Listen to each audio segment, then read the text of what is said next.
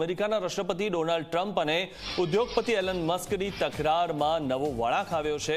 Allan Maske માફી માંગી છે ટ્રમ્પની। એક્સ પર પોસ્ટ કરીને મસ્કે માફી માંગી લીધી। મસ્કે ટ્રમ્પને કહ્યા હતા એહસાન ફરામોશ। ટ્રમ્પ વિરુદ્ધ બેફામ નિવેદનબાજી બાદ મસ્કે માફી માંગતા ચર્ચા જાગી છે। એલન મસ્કે કહ્યું કે મેં કેટલીક પોસ્ટમાં અતિરેક કર્યો હતો, જેના બદલ હું માફી માંગુ છું।